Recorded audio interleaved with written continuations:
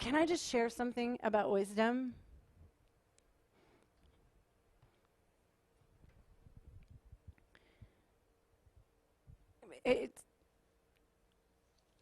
I feel like this, specifically in the marketplace, those in business, there's this nasty, lying demon called fear that masks itself as wisdom. Fear's favorite mask is wisdom.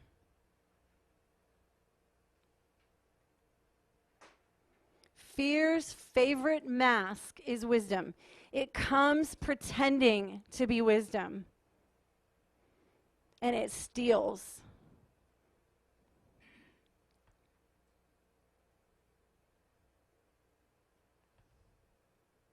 Because God, the Holy Spirit, is always calling us, and this is just one piece of it. The Holy Spirit is always, always, always calling us out of our comfort zone. He is not interested in making you comfortable. I know, sorry, bad news. It's not that he doesn't want you comforted. He does. But he doesn't want to make you comfortable.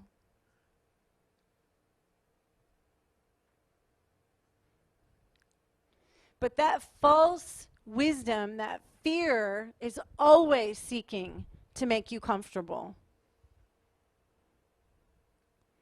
Fear will always try to keep you where you are and say, this is wisdom. Don't do that. Especially in the realm of finances. Because that's our, for this nation anyway, it's the greatest comfort that we have, that people find their comfort and their security in, is finances. It's money. It's the God of this nation. It's finances. So it uses that to keep us trapped. Because the Holy Spirit is always calling us out. He's always saying believe. He's always saying leap. 1 Corinthians says what? The foolishness of God is wiser than the wisdom of men. The wisdom of God is foolishness to men. It looks foolish. How many of you have foolish stories? Meaning God stories. Were you comfortable? No way. So if someone, you don't even have to be prophetic to do this. If somebody's sitting in front of you and they're like, help me figure this out. Okay, let's do it. And I'm discerning the voice. Not being prophetic, just discerning where the Lord is in a situation. You know, anytime I hear someone say, you know, I think this might be God, but this, and it's fear-based, I'm the crazy person that always encourages them to leap. I'm telling you, it's his way. He is always calling us to leap on mountains. Always. Behold, he stands behind the wall, gazing through the lattice. Rise up, my love, come away. Come out of your comfort zone. How many of you have studied Song of Solomon? It's your story. I would encourage you. Time after time, he's calling her out of her comfort zone. And the times when she didn't go, she fell back into compromise, or she became very miserable. And the times when she did go, it led her right to the cross. Anyway, I love Song of Solomon. I love teaching on Song of Solomon. So when you learn to discern his voice, you will know when it's not his voice. Faith is always his voice.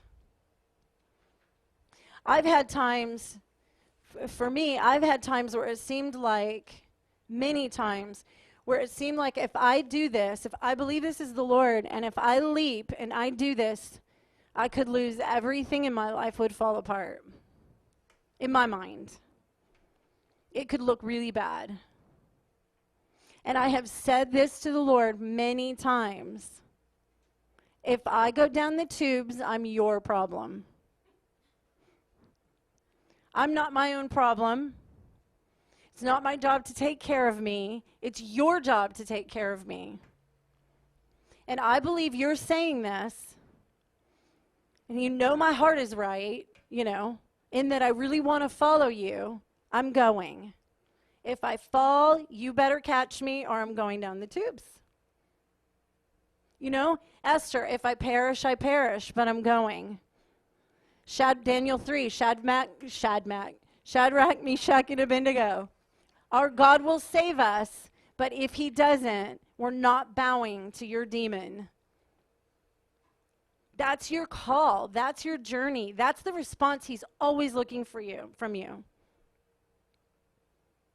It's your call. It really, really is. You're not called to be in the safe place. I mean, you can, but why? It's not what he's looking for. And you will not enter into fullness that way. It won't happen. You won't enter into the promised land. You won't enter into your inheritance.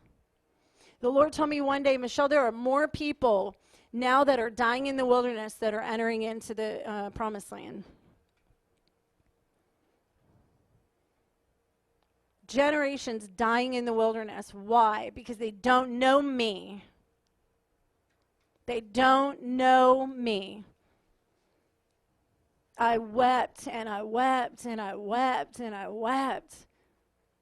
God, he wants to be known. And it's the only way through.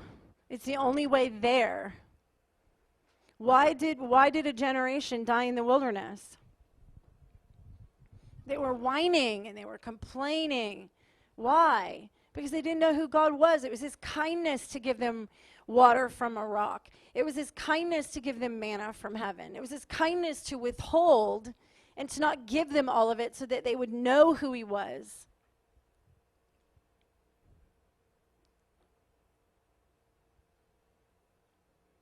He so desires to be known that he puts you in a barren place so that you would know him.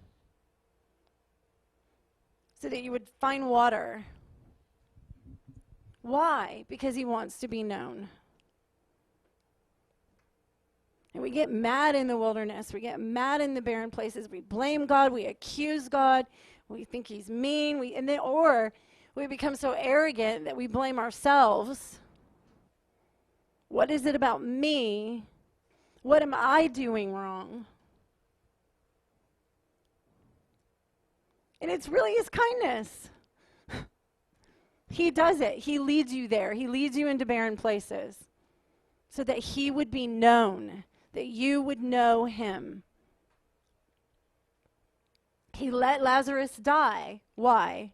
So that he would be known. Okay.